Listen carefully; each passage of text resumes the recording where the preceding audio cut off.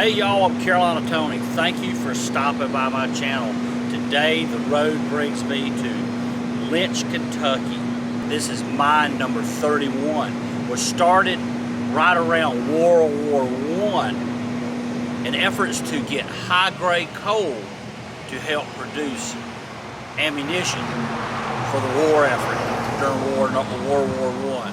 This whole city was designed as a model coal community around 1917, and we are going to explore this town, some of the coal making operations, as well as hopefully go down into the mine.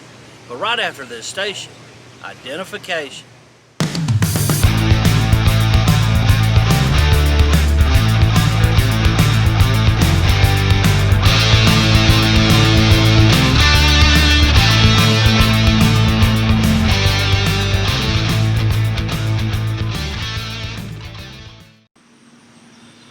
This is Lynch, Kentucky. This building in Lynch, Kentucky was built in 1923 by the United States Coal and Coke Company. It was built and then leased to the colored community. So this is where black kids went to school because their parents worked in the coal mines. This is a memorial to honor the black coal miners, and keep their legacy alive. The black coal miner was recruited by the International Harvester and U.S. Steel to work and live in coal camps in Benham and Lynch. They came in search of a better life, better schools, medical care, improved housing, and a living wage. Many died on duty.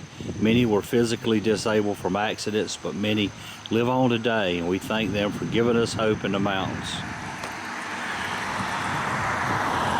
Once in the coal mines, the black miners quickly gained work skills, which included the safe and effective use of explosives, proper ventilation of work areas, proper roof support procedures.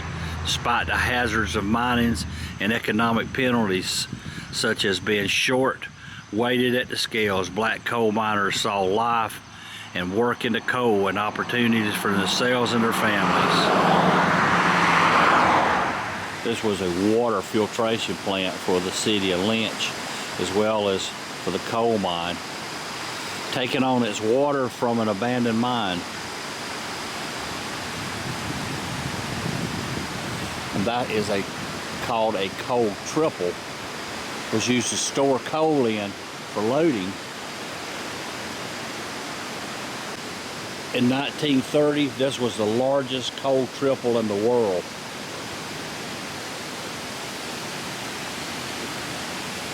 For the construction of a coal preparation plant in Corbin, all activities except loading was discontinued at this facility in 1955.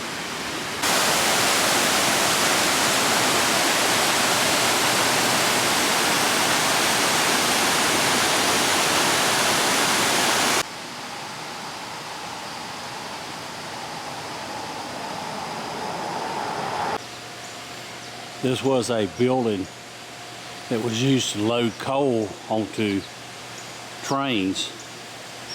It's kind of hard to see, but there's an old train back up in there. And the coal will come from the mines. It come into this bin, and then up this conveyor into that building where it would drop into the coal cars. And it appears there's 1, 2, 3, 4 compartments where they can load coal at the same time. And this is a humongous bear covered in coal right outside of Portal 31. This is a Westinghouse locomotive. This was used to pull the coal cars down in the mine. See how low to the ground they are. This fan is used to ventilate the mine number 31. This fan moved 50,000 cubic feet of air a minute. And of course this conveyor would move coal from the mines across the street up into that hopper. In its heyday, Lynch, Kentucky included a hospital, a 120-room hotel, a bank, a post office, elementary, high schools, and over 1,000 homes. One time, it had over 10,000 residents. And the mines dried up. This is a cutting tool used to cut into the coal.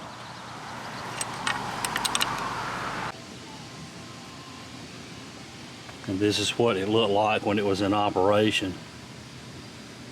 Okay, well, I drove all this way and he asked me did I make a reservation. I told him no.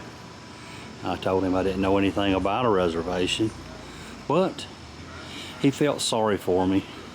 He said normally they don't do a tour for one person, but he made an exception this time. So, yay! Well, I am in luck today. They made an exception. He's going to run a tour for one person. And we are going to check this coal mine out. When the new machines that got here and strip mining on the outside. The scary part is it's all I know. Nothing but hard work. At least it's been good.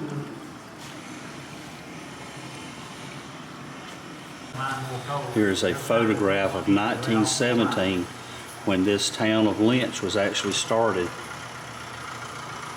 It was built just for the coal.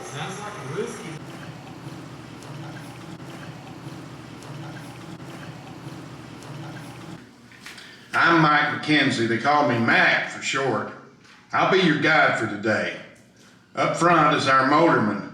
He's driven this route so many times that he could do it with his eyes closed. This is a good thing because it gets pretty dark back in some of these tunnels. But don't worry, he's got it under control.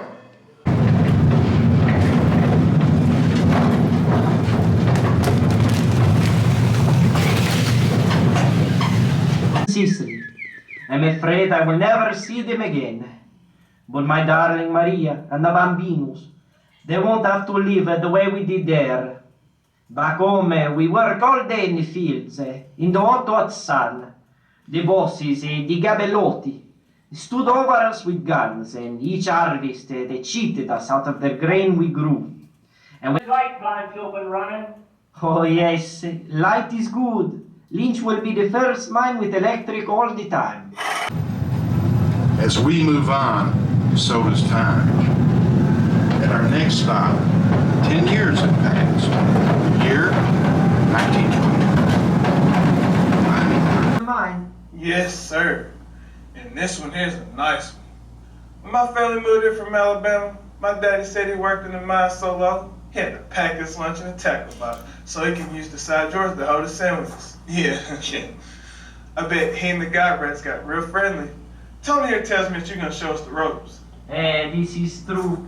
Soon. At the company store, the United Supply Company, and we all grew gardens. I think I heard there were 900 of them. So we survived, and finally the mining picked up. Birdies were hard in other ways too. At the time, This is called a continuous miner. It's a drilling machine cutting the coal. Coal mining is hazardous work. And as you can see on the opening to the mine, it says safety, the first consideration. This is the Coal Miners Memorial Portal 31, erected with appreciation and memory of all individuals and organizations that have made this once dream become reality. And there is a big pile of coal And what I'm fixing to show you now should really tug at your heart.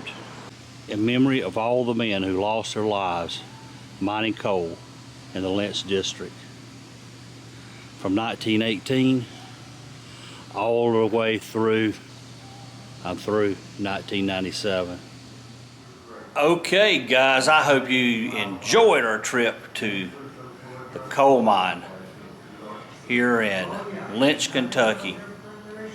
The guide told me if you took all the track that's in this mine and laid it end to end, it would be over 1,000 miles worth of track. It's just unreal. So for approximately 46 years, this mine was active. Way over 180 something million tons of coal taken out of this mine to help produce U.S. steel. Again, I hope you've enjoyed this video. If you did, be sure to give me a big old thumbs up. If you hadn't subscribed yet, be sure to go down below and do so. But until next time, y'all have a good day.